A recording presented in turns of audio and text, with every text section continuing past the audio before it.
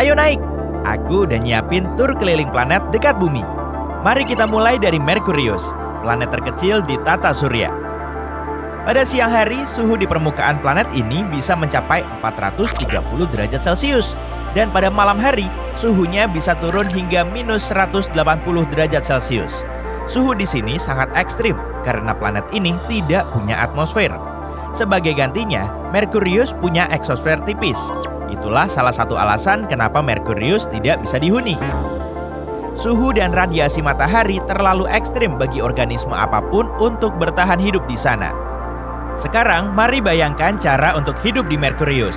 Lantas, seperti apa kehidupan di sana? Permukaan Merkurius mirip bulan.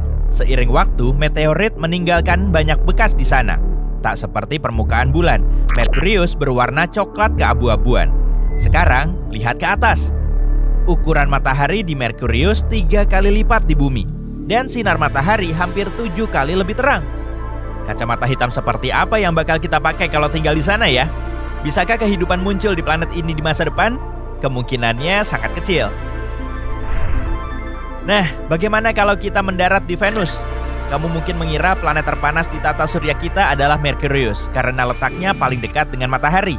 Namun kenyataannya, gelar ini jatuh ke Venus.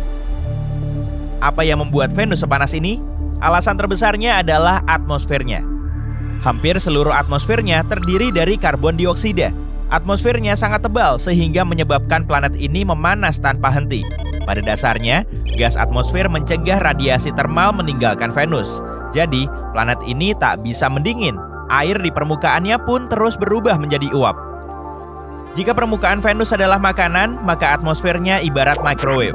Itu sebabnya suhu di sini bisa mencapai 465 derajat Celcius. Bagaimana rasanya tinggal di Venus? Di bumi, musim berubah karena kemiringan planet. Namun, Venus tidak mengalami perubahan berarti sepanjang tahun. Kondisi siang dan malam hari juga lumayan konstan. Bagaimana dengan pemandangan langitnya? Awan di Venus tampak kuning atau putih cerah.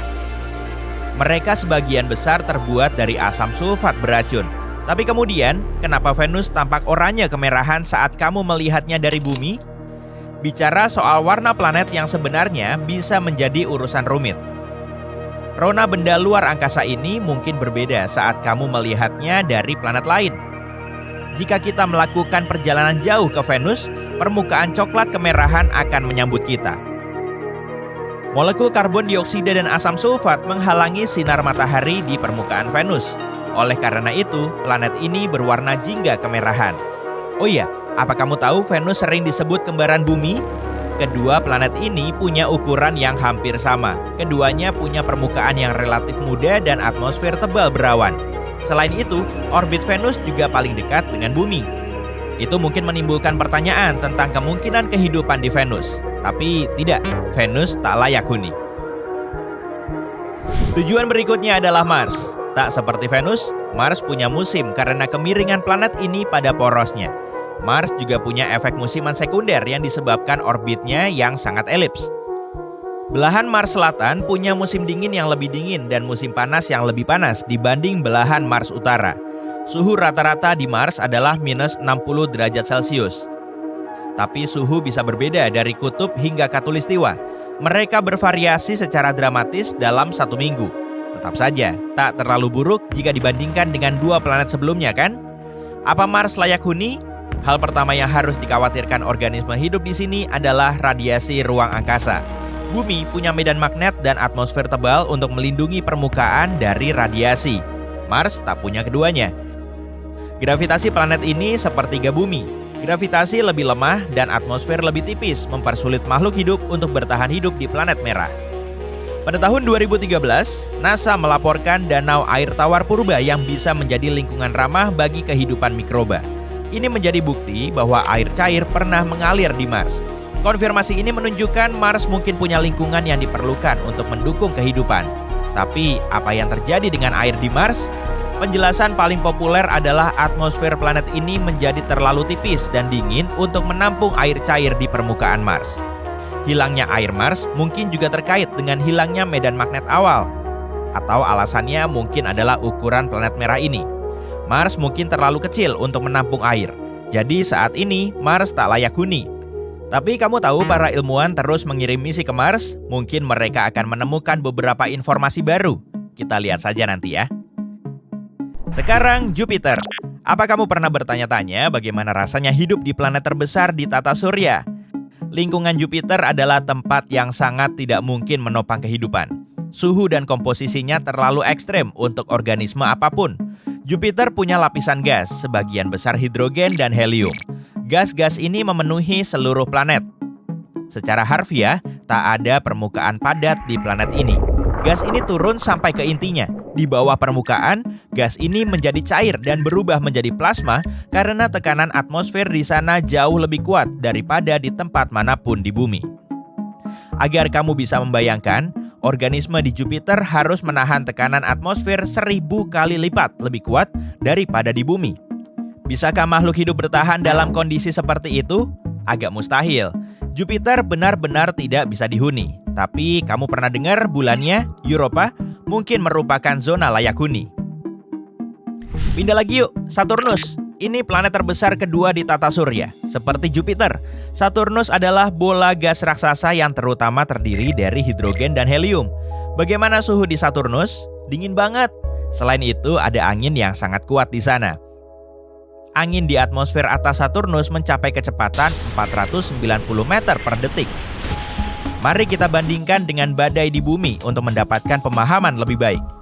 Badai terkuat yang pernah tercatat di bumi bergerak dengan kecepatan 107 meter per detik. Jadi jawaban atas pertanyaan apakah ada kehidupan di Saturnus? Tampaknya lumayan jelas, di sana tidak ada kehidupan. Perhentian berikutnya adalah Uranus, salah satu raksasa es terbesar. Atmosfer Uranus didominasi oleh es, tapi itu bukan satu-satunya alasan planet ini berwarna biru. Terdapat metana di atmosfernya. Metana menyerap cahaya merah dan memantulkan warna biru. Hal yang sama berlaku untuk Neptunus. Uranus adalah planet terdingin di tata surya. Suhu di sana bisa serendah minus 224 derajat Celcius. Kehidupan di bumi membutuhkan sinar matahari untuk mendapatkan energi. Tapi di Uranus tak ada yang bisa menghasilkan energi apapun bagi kehidupan untuk berkembang. Intinya, Uranus tidak punya lingkungan untuk menopang kehidupan. Lanjut ke Neptunus, raksasa es kedua. Apa yang ada di planet terjauh di matahari ini?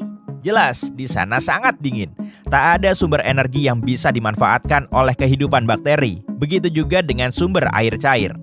Para ilmuwan meyakini kehidupan di Neptunus tak mungkin ada karena kondisinya sangat tidak bersahabat. Jadi, apa yang membuat planet kita layak huni? Bukan cuma untuk manusia, tapi juga organisme hidup apapun, bahkan mikroba. Kondisi tertentu diperlukan untuk hidup.